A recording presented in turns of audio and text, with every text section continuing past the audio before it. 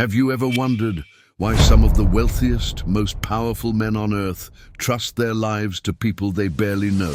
From countries they have never visited, from cultures completely different from their own. And what if I told you that in one of Moscow's darkest winters, inside a world of armored cars and silent threats, a Russian billionaire once whispered 5 words that stunned his entire security team? I owe my life to him. And the man he pointed to was not Russian, not European, not ex-special forces. He was a Filipino. A quiet, disciplined, soft-spoken Filipino bodyguard who would later become the center of a loyalty story the billionaire's own family still tells in private gatherings. It sounds unbelievable at first. Why would a man with wealth enough to hire the best operatives from any elite force in the world place his entire life in the hands of someone from a small island nation he had never thought about before?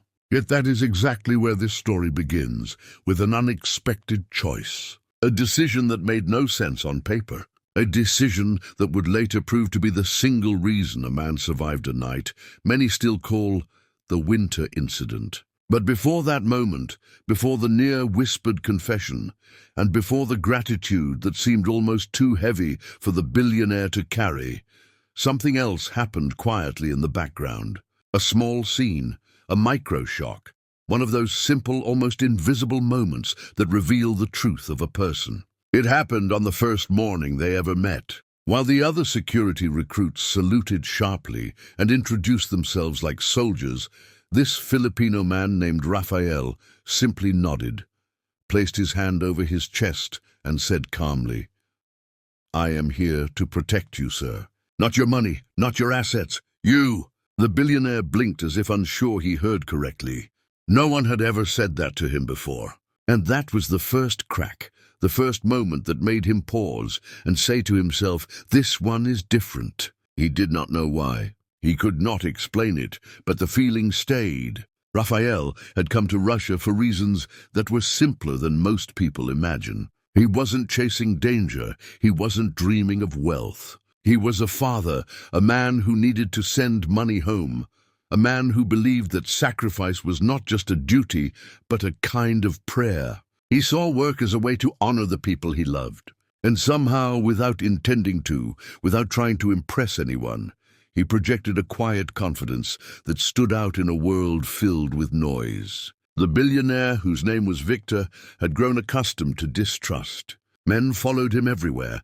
Some looked at him with fear, some with envy, some with complicated intentions he had long stopped trying to decode. But in Rafael's presence, something unusual happened. He felt a kind of peace, a silence that did not feel threatening, a steadiness he could not explain. There was one particular morning, the second microshock, when Victor walked into the garage and found Rafael wiping down the side of the armored car. Not because it was dirty, but because it had snow on it. Rafael said he didn't want the billionaire touching cold metal. No one had ever worried about something so small. It made Victor strangely uncomfortable and strangely grateful. These small moments didn't seem like much then, not enough to predict what was coming. Not enough to signal that one day this Filipino man would risk everything to save him in a night of bitter darkness and unspoken danger. But they planted something like trust, though neither of them dared to name it yet. As the days passed, Rafael observed things silently. He moved with the calm precision of someone who understood that danger does not announce itself with loud footsteps. He carried himself differently. He listened more than he spoke. And sometimes, when the world around them felt tense, he would say short phrases in Tagalog, gentle reminders to himself, prayers disguised as whispers. Victor didn't understand the words, but he understood the feeling behind them. It made him wonder what kind of people raised a man like this, who taught him to serve with honor, not fear, who taught him to protect with humility, not ego. Rafael rarely talked about the Philippines, but one evening, when the heating in the car wasn't working properly and the cold seeped into the leather seats, Victor noticed Rafael quietly humming. It was a tune that felt warm in a place that rarely was. When Victor asked what song it was, Rafael smiled slightly and said, "Something my mother sang during storms. It helps me listen to things I cannot see." The phrase stuck with him. Listen to things I cannot see. He repeated it many times that night, long after Rafael had gone back to the staff quarters. And so, slowly, the story to come began to shape itself, a story neither man knew they were walking into. A story of danger, loyalty, and a kind of devotion that could not be bought at any price. This is where their journey begins, with a billionaire who trusted almost no one and a Filipino bodyguard who believed that service was a sacred calling. And somewhere in the quiet tension between those two lives rested an event that would change both men forever. There are moments in a man's life when expectations collapse quietly, not with thunder, but with a soft shift he does not even notice until much later. For Victor, that shift began the first week he worked closely with Rafael. He had hired dozens of bodyguards over the years, men who walked like they were carrying their own legends on their shoulders, men who spoke in clipped commands and lived as though the world owed them fear. But Rafael was different. He moved like he understood danger but did not worship it. And Victor soon realized he was paying attention to this man with a curiosity he could not explain. It bothered him a little at first to feel drawn in by someone he saw as ordinary.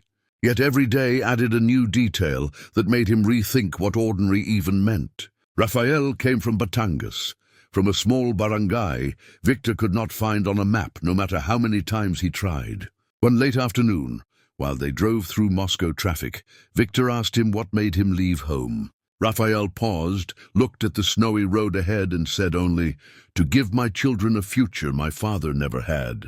Nothing dramatic, nothing self-pitying. Just truth wrapped in humility. Victor had heard 1,000 men talk about sacrifice, but no one had ever said it like that, like it was not a burden, like it was simply a way to love. 3 small moments, simple yet strangely powerful, began shaping the quiet bond between them. The first happened outside a cafe in central Moscow. A homeless man dressed in layers of torn fabric approached them. Most people ignored him, some recoiled, but Rafael stopped, reached into his coat, and handed the man a pair of gloves he had bought for himself just days earlier. Gloves that were not cheap, gloves he needed. Victor watched in silence. When the man walked away, Rafael simply said, "It is too cold for anyone to be alone out here." Victor said nothing. But inside him, something softened, something he thought had frozen long ago. The second moment came a few days later at the entrance of an office building. They were surrounded by staff, drivers, assistants, and guards. A young intern approached Victor nervously, holding a stack of documents she needed him to sign. The other guards pushed her aside gently, insisting she wait. Rafael stepped forward, not to stop her, but to help her steady the papers that were shaking in the wind. She whispered, "Thank you." Surprised, Rafael nodded. When she walked away, Victor glanced at him and asked why he bothered with something so insignificant. Rafael shrugged. "Respect is free, sir, but it changes everything." The sentence lingered in Victor's mind long after the moment passed. The third moment was even quieter. One night, when the snowstorm outside beat against the windows like a warning, Victor could not sleep. He walked down to the security station, expecting to see his team huddled around monitors. Instead, he saw Rafael sitting alone, rosary in hand, head slightly bowed, not praying dramatically, not asking for protection, just breathing in a rhythm that felt like peace in the middle of chaos. When Rafael noticed him, he stood immediately, but Victor told him to sit. For a few seconds, they simply shared the silence. Later, Victor returned to his room with a strange heaviness in his chest. Not sadness, something else. Something like the realization that he had spent years surrounded by people and yet never felt accompanied until that moment. Little by little, Victor's view of the Philippines shifted. He had never thought about the country before. It was always just a place far away, known vaguely for beaches and storms. But through Rafael's subtle stories, he began imagining it differently. A land where people prayed in the dark, not out of fear, but out of trust. A place where sacrifice was not seen as loss, but as an act of devotion. a culture where warmth existed even in struggle. Sometimes Rafael would talk about his childhood, how neighbors shared food even when there was barely enough, how his mother taught him to serve others without expecting applause, how his father said that courage was not measured by strength, but by consistency. These stories fascinated Victor. He had never been raised with such ideals. His world was one of negotiations, suspicions, and power plays, a world where kindness was often mistaken for weakness. But Rafael lived by different rules, and Victor found himself suddenly craving those rules as if they held a truth he had been missing his entire life. One afternoon, while driving along the frozen Moscow River, Victor asked Rafael if he ever regretted leaving home. Rafael smiled gently and said, "Regret is a luxury, sir. I carry responsibility instead." The words hit Victor harder than he expected. Responsibility, a concept he knew well in business, but rarely felt on a human level. He began to wonder what responsibility looked like when it was tied not to wealth, not to reputation, but to love. There was one moment in particular that marked the beginning of Victor's quiet inner shift. They were walking through a private parking garage, heading toward the car, when a sudden loud crash echoed across the concrete. One of the guards flinched. Another reached instinctively for his radio. But Rafael did something different. He stepped in front of Victor with a calm so steady it looked unreal. His stance widened, his eyes scanned the dark corners, and his voice lowered as he said, "Stay behind me, sir." It was not fear, it was not drama, it was something purer. It was instinct, protection as reflex, protection as calling. Later, when they discovered it had only been a fallen metal sign, Victor felt foolish for how shaken he was. But the real reason he felt shaken was not the noise. It was the way Rafael had moved without hesitation, as though Victor's safety mattered more than his own life. That night, as he sat alone in his study, Victor found himself replaying the moment again and again. Why would someone with nothing to gain risk everything for someone who had everything? He could not answer the question, but he felt the truth of it settling inside him like a quiet awakening. And without knowing it, without sensing how close danger already lurked in the shadows of his world, Victor was walking toward the night that would define both their lives. A night where loyalty would no longer be spoken in small moments, but carved into the dark with action. A night that would show him the true meaning of the word protector. There are nights that enter a man's memory so deeply that even years later he can still hear the echoes of footsteps, still feel the air tighten around his lungs, still recall the exact color of the shadows. For Victor, that night arrived without warning, slipping quietly between an evening meeting and a planned dinner with investors. A night that began as routine, familiar, predictable. And yet beneath the surface, something was already shifting, as if the cold outside carried a hidden intention. The winter incident, as it would later be called, did not start with an explosion or a shout or even a threat. It began with silence, a silence that felt off, too complete, too heavy. When Victor stepped out of the building, he sensed it immediately, like someone had pressed a button he could not see. The other guards walked ahead, scanning the area with their usual professional confidence. Rafael, however, slowed down. He did not explain why. He didn't need to. His body knew before his mind did. Something was wrong. He looked toward the far corner of the parking lot, where a black SUV was parked, slightly out of place. Its windows were perfectly tinted, no movement, no sound. But something about it felt wrong, like the air around it had a different temperature. Victor noticed the change in Rafael's breathing. First it became deeper, more controlled, as if preparing his body for something his mind was already anticipating. Then came the phrase Victor would never forget, "Sir, stay close." The other guards dismissed the SUV as nothing. One said it was probably just a late visitor from the neighboring building. Another brushed off Rafael's concern entirely. But Victor stepped closer to him, instinctively trusting the stillness in the Filipino's voice. He had learned by then that when Rafael listened, he wasn't listening to noise. He was listening to the space between it.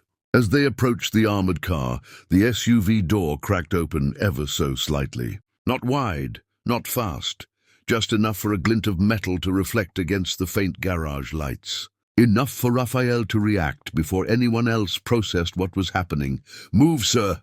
The voice wasn't loud, it wasn't panicked. It was steady, almost unnaturally calm. Then everything happened at once. A sharp click, a silhouette emerging, a weapon being raised, a flash of light slicing through the dim parking garage. What happened next would later be retold in whispered conversations and private security briefings. But no retelling ever fully captured the speed of Rafael's movement. He didn't think, he didn't hesitate. He placed his body between Victor and the danger with a precision so clean it looked rehearsed, though it wasn't. He grabbed Victor's coat, shoved him behind a concrete pillar, and took 2 steps forward, drawing attention to himself so the billionaire would not be targeted. The gunshot echoed like a thunderclap trapped inside a concrete cage. One guard shouted, another froze. But Rafael didn't flinch. He lunged forward, his movements shaped by instinct born from years of discipline, years of quietly carrying a kind of courage he never bragged about. Victor could not see clearly from behind the pillar, but he could hear everything: the struggle, the shouts, the sound of metal clashing against concrete. He felt completely helpless for the first time in his adult life. Power meant nothing in that moment. Wealth meant nothing, influence meant nothing. His life rested entirely in the hands of a man who had once simply said, "I am here to protect you." After what felt like a long minute, but was probably less than 20 seconds, the SUV door slammed shut. Tires screeched. The intruder fled. The remaining guards rushed forward, shouting into radios, calling for backup and closing the exits. Yet Victor did not move. He stayed frozen behind the pillar until he heard Rafael say, "Sir, it's safe now." He stepped out slowly. His eyes found Rafael first. Snowflakes had started falling again, drifting lightly into the garage. They landed on Rafael's shoulders as he stood there, chest rising and falling, eyes still sharp. And on the ground near his feet lay a bullet that had hit the floor after grazing his arm. "You were hit," Victor's voice cracked, surprising himself. Rafael glanced at the thin line of blood across his sleeve. "A scratch, sir, nothing more." But Victor's hands trembled. He didn't understand why.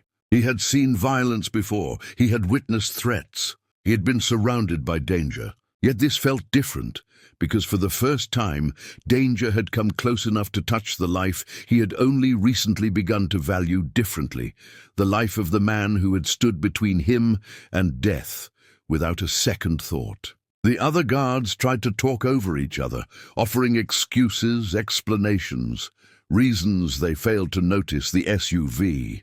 Victor didn't hear any of it. He walked straight to Rafael and placed a hand on his shoulder, something he had never done before. "Why did you do that?" he asked quietly, almost struggling with the words. Rafael didn't look away. "Because you trusted me, sir. And trust must be returned." Those words did something to Victor, something he could not name immediately, something that went deeper than gratitude. Something like humility, something like awakening. As they drove home, the world outside looked different to him. The streetlights seemed softer, the snow felt quieter. He kept looking at Rafael through the rearview mirror, catching glimpses of the man who had just risked everything. He wondered what drove someone to such loyalty. Was it cultural, personal? Spiritual, he didn't know, but he wanted to. When they arrived at the mansion, Victor asked Rafael to stay behind for a moment. The others left. The house fell silent. Victor turned to him and said the words that had been burning inside him since the garage. "I owe you my life." Rafael shook his head. "Sir, you owe nothing. Protection is my duty." But Victor stepped closer, not as a billionaire, not as a man accustomed to being served, but as someone who had just witnessed a kind of devotion he never imagined could exist in real life. "No, it is more than duty. What you did was human." Rafael lowered his gaze slightly, uncomfortable with praise. "My father taught me something, sir. If a man places his trust in you, he is giving you a piece of his life. You must carry it with honor. That is all I did tonight." Those words etched themselves into Victor's heart. They would return many times, in meetings, in quiet mornings, in moments of reflection, and eventually in the life-changing decision he would make later. For now, the night ended with a quiet understanding that something had forever shifted between them. A bond had formed, a loyalty built not by contract but by sacrifice.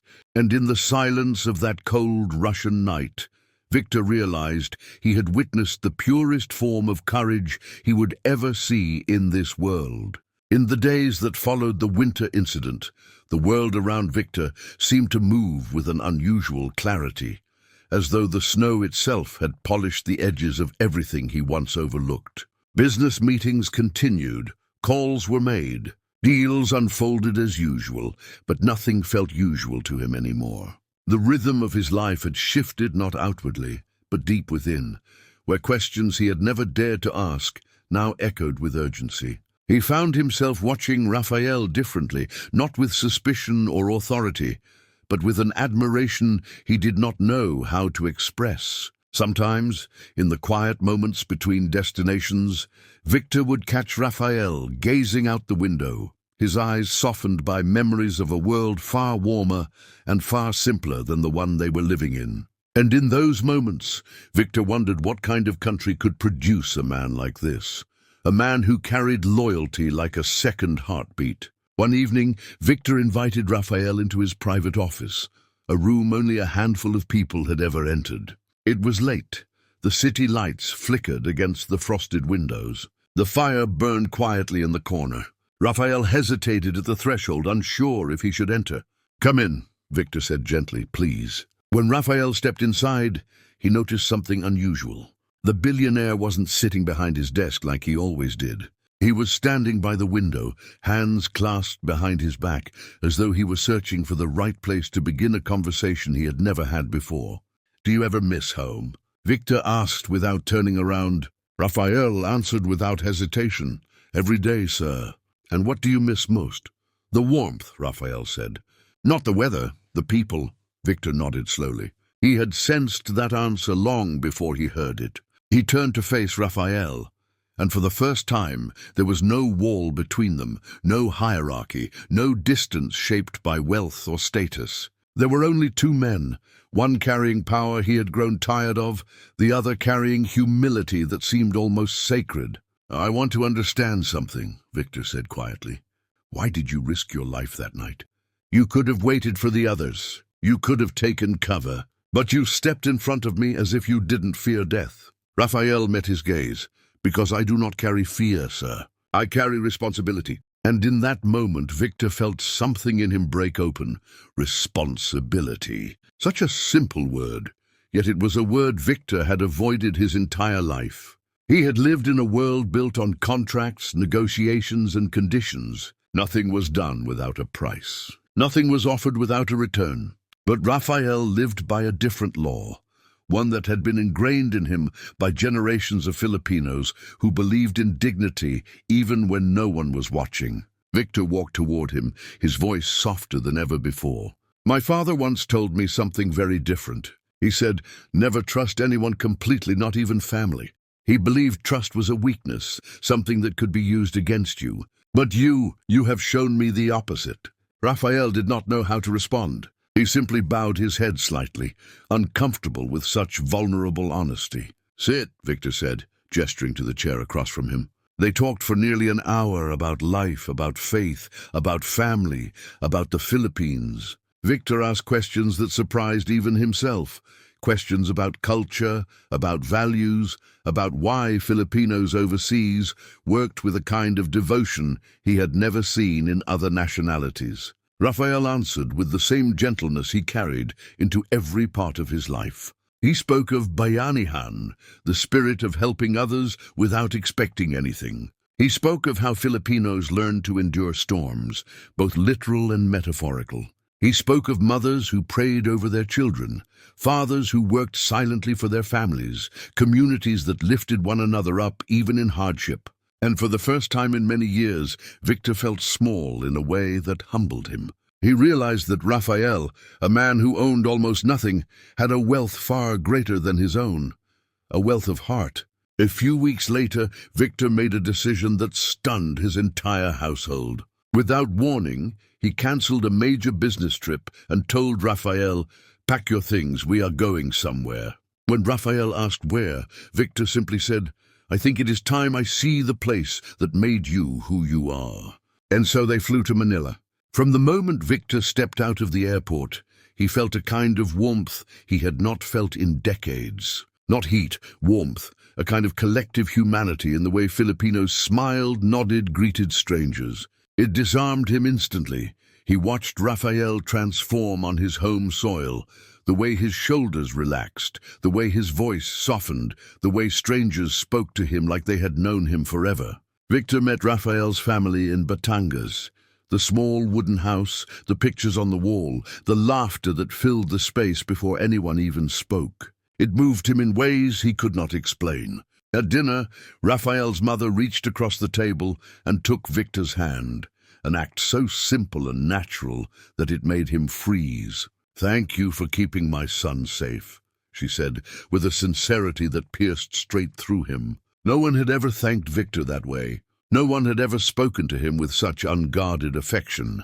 Later that night, as he stood outside under the Philippine sky, listening to distant voices and the rustling of coconut trees, Victor felt something in him shift permanently. This was the moment of awakening, a realization that loyalty was not born from money or position or fear. It was born from culture, from family, from faith, from a way of seeing the world that valued people above everything else. When they returned to Russia, Victor gathered his entire staff and made an announcement. "From this day forward," he said, "Rafael is not just my bodyguard. He is my chief of security. And more importantly, he is my friend." Some of the guards exchanged glances, surprised, but no one questioned the decision, because everyone had seen what Rafael had done. Everyone knew who had saved the billionaire's life, and Victor wasn't done. He arranged funds to rebuild Rafael's family home, to pay for his children's education, and to ensure that his parents never had to work again. When Rafael protested, insisting he could not accept such gifts, Victor answered simply, "Consider it my way of returning the trust you gave me." Over the years, their bond became something unusual in the world of power. A friendship without conditions, a loyalty built on the deepest parts of what makes us human. And sometimes, when foreign guests visited Victor and asked why he relied so heavily on a Filipino, Victor would smile and say, "Because Filipinos understand loyalty in a way the world has forgotten." He meant it, and Rafael, standing a few feet away, would lower his head slightly, not out of pride but out of gratitude, because he too knew that what they shared had become something rare, something that proved a truth many overlook. Loyalty is not built by force. It is built by heart. And in that story, across thousands of miles, in a world of wealth and shadows, it was a Filipino who carried the heart that changed everything.